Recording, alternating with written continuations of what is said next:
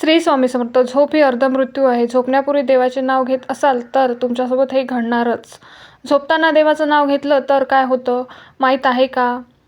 हे हलक्यात घेऊ नका, कारण झोप ही अर्धमृत्यू आहे. झोपायच्या आधी जेव्हा आपण झोपतो तेव्हा आपल्या देहातील सर्व इंद्रियाची क्रिया मंदावते. मन थांबतं, विचार थांबतात आणि आत्मा देहापासून थोडा वेगळा होतो. याच अवस्थेला शास्त्रांनी सुषुप्ती अवस्था म्हटलं आहे, जी मृत्यूसारखीच आहे. झोपेत माणूस काही पाहत नाही, ऐकत नाही, विचार करत नाही. फक्त तो अस्तित्वात आहे एवढं भान गमावतो. हीच ती अवस्था जिथे आत्मा शरीराशी असलेले तात्पुरते नातं सोडून विश्रांती घेतो. आणि म्हणूनच झोप म्हणजेच अर्धमृत्यू, कारण ती मृत्यूसारखी शांत, निर्विकार आणि चैतन्यहीन अवस्था आहे. हिंदू धर्मात म्हटलं आहे, प्रत्येक रात्री आपण मरतो आणि प्रत्येक सकाळी पुन्हा जन्म घेतो. सकाळी उठल्यावर आपण पुन्हा त्या देहात प्रवेश करतो, पुन्हा कर्मात गुंततो. म्हणून प्रत्येक झोप हे एक सूक्ष्म मरण आहे आणि प्रत्येक सकाळ ही सूक्ष्म जन्म आहे. झोपेमध्ये आत्मा प्राण घेऊन देहातून वरच्या लोकात प्रवास करतो. म्हणूनच कधीकधी आपण स्वप्नामध्ये मृत नातेवाईकांना भेटतो, काही अद्भुत दृश्य पाहतो.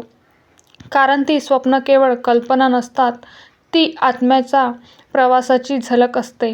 मित्रांनो, झोपण्यापूर्वी क्षण हा दिवसातील सर्वात शक्तिशाली क्षण असतो, कारण तो क्षण तुमच्या अवचेतन मनात प्रवेश करतो.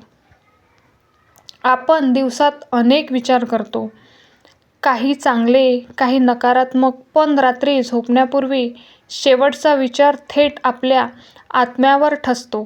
म्हणून जर त्या क्षणी आपण देवाचं नाव घेतलं तर आपलं अवचेतन मन देवाचं स्मरण करत झोपतं आणि ती ऊर्जा संपूर्ण रात्रभर तुमच्या आत्म्याला संरक्षण देते.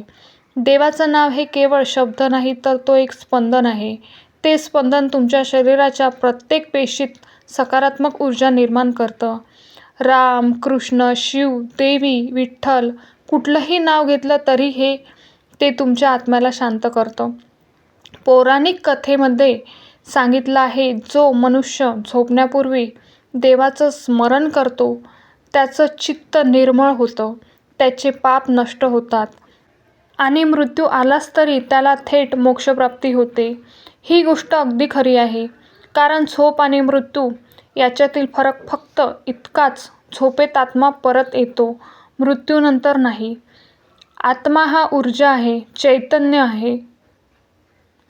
शरीर हे त्याचं साधन आहे.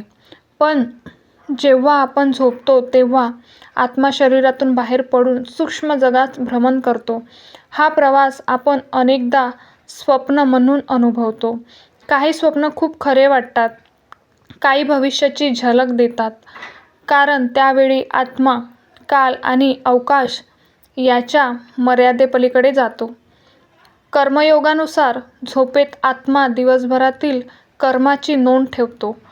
ज्याने चांगले कर्म केले त्याचा आत्मा शांती विश्रांती घेतो आणि ज्याने अन्याय, क्रोध, द्वेष, अहंकार वाढवला त्याचा आत्मा झोपेतही अशांतच राहतो. म्हणून तुम्ही पाहिलं असेल, काही लोक झोपूनही थकलेले वाटतात, कारण त्यांचं मन झोपलं नसलं तरी आत्मा शांत नाही. देवाचं नाव घेतलं झोपणं म्हणजे आत्म्याला आधार देणं. जणू काही तो आपल्या परमेश्वराच्या सानिध्यात विश्रांती घेतो. जेव्हा आपण झोपण्यापूर्वी प्रार्थना करतो, देवाचं नाव घेतो, तेव्हा आपल्या मनातील नकारात्मकता, चिंता, द्वेष, अपराधभाव याचं शुद्धीकरण होतं. हीच प्रक्रिया म्हणजे कर्मशुद्धी. देवाचं नाव घेणं म्हणजे देवाला आठवणं नाही, तर स्वतःच्या आत्म्यातील देवत्वाला जागं करणं आहे. हिंदू धर्मात असं म्हटलं आहे, देवस्मरण पापनाशन भवती म्हणजे देवाचं स्मरण हे पापाचा नाश करणं. झोपण्यापूर्वी केलेला थोडासा जप, नामस्मरण, शांतीची भावना ही तुमच्या पुढच्या दिवसाची ऊर्जा ठरवते. जर तुम्ही देवाचं नाव घेत झोपलात तर सकाळी उठल्यावर तुम्ही अधिक शांत, सकारात्मक आणि समाधानी असता. हीच ती देवकृपा. जी हळूहळू जीवनात उतरत जाते.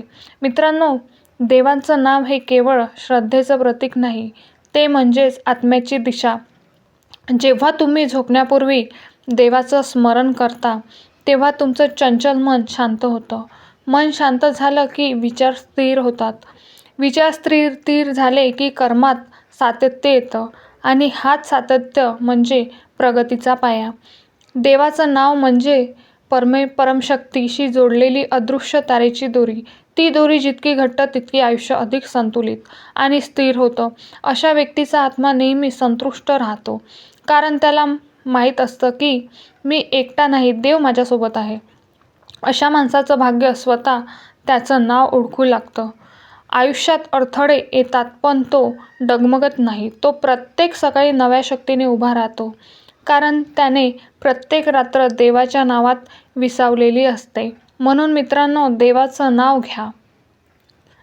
देवाचं नामस्मरण करा, कारण तेच नाव आहे जे तुम्हाला अंधारातून प्रकाशाकडे, अशांततेतून समाधानाकडे आणि अपयशातून प्रगतीकडे, यशाकडे नेईल. मित्रांनो, जीवन हा झोप आणि जागेपणाचा प्रवास आहे. रात्र आली की आपण झोपतो, म्हणजेच थोडं मरतो. सकाळ झाली की उठतो, म्हणजेच पुन्हा जन्म घेतो, पुन्हा नव्याने जन्म घेतो. म्हणून प्रत्येक झोपेआधी देवाचं नाव घेणं म्हणजेच आपल्या मृत्यूला पवित्र करणं. कधी माहीत नाही ती झोप शेवटची ठरेल की नाही, पण जर देवाचं नाव ओठावर असेल तर मृत्यू देखील मोक्षाचा मार्ग बनतो. म्हणून मित्रांनो, आजपासून दररोज रात्री झोपेआधी एक क्षण थांबा, डोळे मिटा आणि फक्त एकदा म्हणा, जय श्रीराम, ओम नमः शिवाय, जय माता दी, विठ्ठल विठ्ठल. त्या एका क्षणाने तुमचे केवळ झोपत नाही, तर स्वतःच्या आत्म्याला प्रकाशात विलीन करतात. हीच खरी निद्रा, हीच खरी शांती, हीच खरी जागृती. मित्रांनो, आजपासून दररोज झोपण्यापूर्वी देवाचं नाव घ्या, कारण झोप म्हणजे अर्धमृत्यू आणि देवाचं स्मरण म्हणजे अमरत्वाकडून जाण्याचा मार्ग. ही गोष्ट शेअर करा आणि कोणाचं तरी जीवन यामुळे बदलू शकते याचा विचार करा. तुम्हाला जो फायदा झालेला आहे तो दुसऱ्यांनाही करून द्या. तर हा महत्त्वपूर्ण व्हिडिओ तुम्हाला कसा वाटला? व्हिडिओची माहिती आवडली असेल तर लाईक करा, शेअर करा, कमेंट्स करा आणि कमेंट्समध्ये नक्की लिहा श्री स्वामी समर्थ. तसेच तुम्ही हा व्हिडिओ पूर्ण पाहिल्याबद्दल तुमचे मनःपूर्वक आभार. धन्यवाद.